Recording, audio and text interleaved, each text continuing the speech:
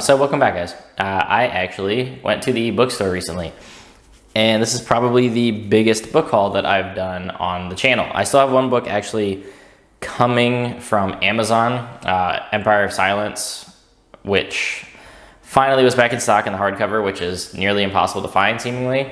But I found one and I ordered it, so that will be here shortly.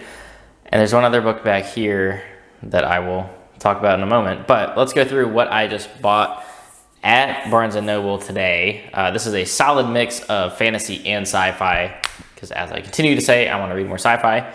Let's just jump right into what I bought today, starting with, of course, since I have The Lord of the Rings down at the bottom there, somewhere there, I picked up a copy of The Hobbit. So this is the 75th anniversary edition hardcover. It's got some illustrations in it. It's been forever since I've read The Hobbit, and I don't actually own it, but now I do. So everyone pretty much knows what this is. I am planning to do at some point an entire reading and reviewing of The Hobbit, Fellowship, Two Towers, Return of the King. I don't know if I'll get into the Silmarillion or any of the Sons of Hurin stuff, but I am going to do a lot of Tolkien content on the channel at some point. I don't know if that'll be this year. Possibly not.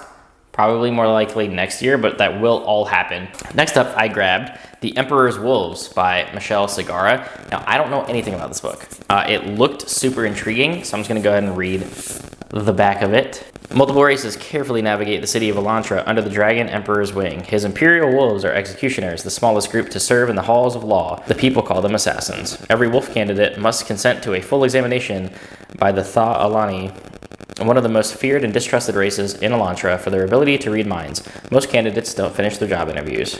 Spooky. Severn Handred, the newest potential recruit, is determined to face and pass the final test, even if by doing so, he's exposing secrets he has never shared. When an interrogation uncovers connections to a 2-decade-old series of murders of the Talani, the wolves are commanded to hunt. Severn's first job will be joining the chase. From the high halls to the Thalani quarter, from the oracles to the emperor, secrets are uncovered, tensions are raised, and justice just might be done if Severn can survive. Now again, I don't know a whole lot about this. Hold on. This is the first of a series, right? Don't tell me I did this again. So I'm just looking at Goodreads, because as soon as I opened this up and I started seeing all these, it was like a whole list of books that I don't know if they came before this or not. This is apparently Chronicles of Elantra number .1. So I guess this might be a prequel to the Chronicles of Elantra, which there's a lot of. Cast in Shadow, Cast in Courtlight. Jesus, there were like 15 of them. Uh-oh. Did I do a whole Shannara thing again? Uh-oh. Uh-oh. I don't know. The show will go on. I don't know. This says this is book 1 of The Wolves of Elantra, so I don't know if this is... It looks like this takes place before that entire series that exists, so I'm going to read it. Next up is Andrea Stewart's The Bone Shard Daughter. Now, I don't know too much about this either. I know it's making the rounds on BookTube somewhat recently. I've seen a few people. I know Elle talked about it. I think Jesse might have talked about it. I don't know too much about this either. However, the Emperor's reign has lasted for decades, his mastery of bone shard magic powering the animal-like constructs that maintain law and order. But now his rule is failing, and revolution is sweeping across the Emperor's... Nope. But now his rule is failing, and revolution is sweeping across the Empire's many islands. When the Emperor refuses to recognize his daughter as heir to the throne, she vows to prove her worth by mastering the forbidden art of bone shard magic. Yet, such magic carries a deadly cost. So, I don't know. Sounds pretty cool. I don't know if this is YA, if this... whatever. I don't really care. It's pretty short, so maybe. It's got Sarah J. Maas's name all over it as, like, leaving comments about the book, so... Who knows? I don't know. Sounds cool, though. And looking forward to it. Look here. Not there. I keep looking at myself in the camera instead of looking right here. And next up, I picked up totally because the cover looks really, really cool. And I saw that Patrick gave it 5 stars. This is The Helm of Midnight by Marina Lostetter. This, just like this. I mean, the cover looks sweet, right? So this is talking about in a daring and deadly heist, Good start. Thieves have made away with an artifact of terrible power, the death mask of Louis Carbon. Made by a master craftsman, it is imbued with the spirit of a monster from history, a serial murderer who terrorized the city. Now Charbon is loose once more, killing from beyond the grave, but these murders are different from before, not simply random, but the work of a deliberate mind probing for answers to a sinister question. Krona Hervoth and her fellow regulators must enter the mind of madness to stop the insatiable killer while facing the terrible truths left in his wake. I don't know what to do with that. That sounds pretty rad though. It's got these like ruffled pages. They feel kind of sweet, but that looks really interesting and people I trust really liked it. So that's gonna definitely be one that I check out for sure. It almost sounds like it's fantasy, but like psychological in a way, which awesome. Okay, next up, we step back into Terry Pratchett books. I actually went and grabbed Good Omens because I hear constant great things about this. So this is Neil Gaiman and Terry Pratchett. I don't know too much other than it sounds a little ridiculous, which perfect because that's Pratchett in a nutshell. But he's also intelligent and crazy smart. So I'm kind of looking forward to this. I think it's like a whole good versus evil play on religion and gods and the devil. The armies of good and evil are amassing, and everything appears to be going according to the divine plan, except that a somewhat fussy angel and a fast-living demon are not actually looking forward to the coming rapture, and someone seems to have misplaced the Antichrist. So perfectly sort of absurd and ridiculous sounding premise-wise, so that's awesome. I do have a bunch of Kindle versions of some Discworld books that I bought, but every time I see them, I am picking up more. And like I said, this is the one series that I'm willing to get in mass market, simply because I plan on getting all of them. There's a lot of them. And the EU paperbacks, the old school artworks that look like this, I like some of them. I don't like some of them. They're somewhat expensive for being pretty short books. And I really like the hardcovers. That's even crazier though, because $25 a book for 300-page Discworld books, as good as they look, and there's like 40 of them, that even I have standards. So I'm more than happy to buy these little mass markets. I don't even love the covers of all these. I think they might honestly be the worst of the like variations of these. But Small Gods, I hear absolutely great things about, so I definitely want to check this one out.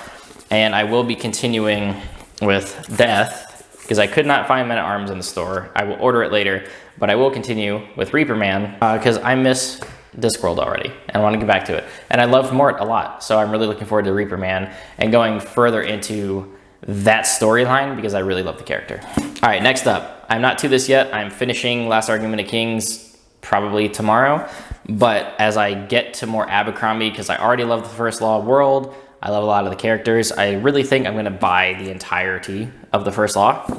Boom, little hatred.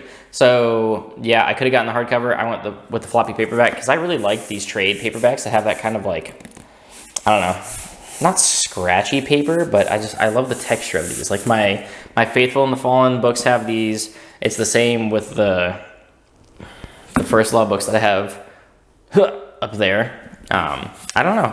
I really like it. I don't know if it's like what style these are in, but they just, everything about it just looks super, super sweet. And I just love his books already. So everybody knows what this is. I'm a little behind the times. I'm catching up, guys. I'm gonna read more First Law, okay? All right, now I'm gonna split this real quick and get into some sci-fi goodness that I picked up. So, as I've seen around the sci-fi corner of BookTube, there's a lot of dick. Yeah, guys, I made a dick joke. So Philip K. Dick, very well-known sci-fi author. It even mentions on, was it on the back of these? Yeah. In his lifetime, he wrote 121 short stories and 45 novels. This dude was a machine. So Do Androids Dream of Electric Sheep? Obviously part of the what spawned Blade Runner, but also what's awesome about a lot of these is they're super short. They're like 200 some pages. So very well-known, highly regarded sci-fi novels here. Ubik, this is one that I don't actually know too much about, but I really like these sort of like really simple covers. This is Man in High Castle. This obviously is about, I think it's like an an alternate fiction sci-fi tale of if the Nazis won World War II. Is that how this one goes? Ubik sounds pretty cool. I'll get to that in a second. Yeah, Man in the High Castle. It's America in 1962. Slavery is legal once again. The few Jews that survive hide under assumed names in San Francisco. The I Ching is as common as the Yellow Pages. All because some 20 years earlier the United States lost the war and is now occupied by Nazi Germany and Japan. So I know they made a show out of this too. I have no reference as far as if the show is good, if the book is good, but it's a incredibly interesting premise.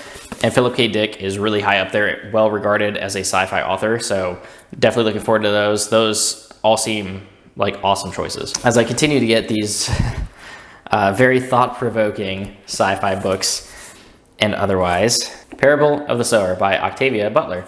So, Octavia E. Butler, sorry. So this includes a foreword by N.K. Jemisin, who I assume all of you know who that is. I'm definitely looking forward to this one because it gets compared to 1984 a lot. It's pretty dystopian, and this is going to be totally different than a lot of things that I read. Wildly different. I mean, this is talking about, climate change and economic crisis lead to social chaos in the early 2020s. California becomes full of dangers, from pervasive water shortage to massive vagabonds who will do anything to survive to see another day. Yeah, so I mean, even on the front it says, pairs well with 1984 and Handmaid's Tale. So this is definitely going to be one of those, I don't know if I want to say like a difficult read, as in like what it makes you think about is going to be kind of hard or eye-opening, so that's why I'm looking forward to it. One that caught my eye is Providence by Max Berry. I don't know shit about this book, but it looks super cool. I love this, like the astronaut in this sort of like pool of red on the cover. I believe it's a first contact story. Yes, okay. So I don't know anything about Max Berry, but I like picking up things that I haven't seen a lot of around BookTube or otherwise. I haven't heard anybody talk about this. I'm sure people have, but it's new to me. So this is talking about an inventive, speculative adventure and the intimate tale of four people facing their most desperate hour alone together at the edge of the universe. 7 years after First Contact, Providence 5 launches. It is an enormous and deadly warship built to protect humanity from its greatest ever threat. On board of a crew of just 4, tasked with monitoring the ship and reporting the war's progress to a mesmerized global audience by way of social media. So, that sounds pretty topical and relevant. While pursuing the enemy across space, Gilly, Talia, Anders, however you want to say it, and Jackson confront the unthinkable. Their communications are cut, their ship decreasingly trustworthy and effective. To survive, they must win a fight that is suddenly and terrifyingly real. So, it sounds pretty cool, guys. First contact-ish story where shit goes sideways. So, super interesting. Next up, I love the paper. This is an ASMR channel now. I hope you enjoy. So, I grabbed Revelation Space by Alistair Reynolds. And this is because Moid over at Media Death Cult is starting a read-along with his channel for this whole series. It is a trilogy up front, and then there's like prequels that were written and other sequels and stuff. But you can just read it as a trilogy, so I went ahead and picked up book 1. It seems like every Barnes & Noble that I go to has like all of these, so I guess they like Alistair Reynolds. But this is a fantastic space opera, as I understand it. And I'm getting into more sci-fi. I love space operas in general are just really cool. I mean, Alistair Reynolds is a pretty well-known and powerful sci-fi author in the space, and I'm looking forward to getting my feet wet with his writing as well here. So, and last but certainly not least, back to the fantasy category, is arguably my favorite current working fantasy author, and no, it's not Brandon Sanderson. He's not writing anything right now. Haha. Talking about John Gwynne, guys. This is the Of Blood and Bone trilogy that takes place in the Banished Lands after The Faithful and the Fallen. And I am incredibly looking forward to this because I did just finish Shadow of the Gods review, coming very soon for that. And I need more John Gwynne. I've been itching to get to this trilogy since I started Faithful and the Fallen. Everybody that I speak to says this is just as good, if not better. I mean, characters, action, everything about it. So really looking forward to it. Look how big that third book is. That's a big one. But I mean, if you don't know me or my experience with John Gwynne so far. I really love his books. Faithful and the Fallen is fantastic. It's way up there as one of my top fantasy series right now. His character work is fantastic. Fully realized growth of characters from book 1 to book 4. The action is second to none, honestly. I mean, Sanderson, I guess, would be his biggest competitor for writing fantasy action from what I've read. I'm sure there's others out there. I mean, R.F. Kuang wrote some badass action in Poppy War. Joe Abercrombie's pretty good too, but I think no one quite does it like John Gwynne. It hits for me on every level, and I'm really looking forward to seeing the continuation of the Banished Lands, and if that's just completely wrapped up, or if he leaves room to come back to it later on. Because I know Shadow of the Gods is his Norse mythology fantasy-based story, so that is a entirely different world and setting and everything. This is a direct continuation, so that's why I'm looking forward to it. And hopefully, as we wrap up our 4th collaboration here shortly with Patrick, Abby, Philip, and Alan talking about Wrath, Book 4 of the Faithful and the Fallen, hopefully we can continue and just go straight into a Blood and Bone as well. And I might work in some other collaborations with some other people that also love this series, if they are up for it. So that is almost everything that I got in this book haul. There is one more thing. I'm gonna take my mic off for a second, because if I walk over there, it'll pull my camera down and that'll be embarrassing. Now then, I brought over 2 books because I'm using one as a comparison to show you just how freaking huge this hardcover is. So, this is my copy of Dark Age by Pierce Brown, book 5 of the Red Rising series. It's the 5th book in the series.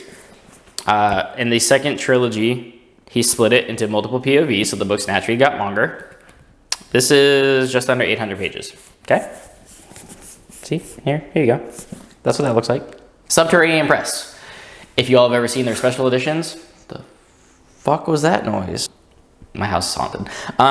Subterranean Press does these really awesome special editions of hardcovers for books, and I was not reading Red Rising when they did the last 4 of them. So if you go to eBay, they are batshit insanely expensive, to the tune of like $1,500 to buy them, because people are crazy, and I'm not going to do that. So about a year ago, I pre-ordered my Dark Age hardcover Subterranean Press edition, and then the whole virus thing happened, and they had this whole like printing issue, and everyone's orders got messed up and delayed.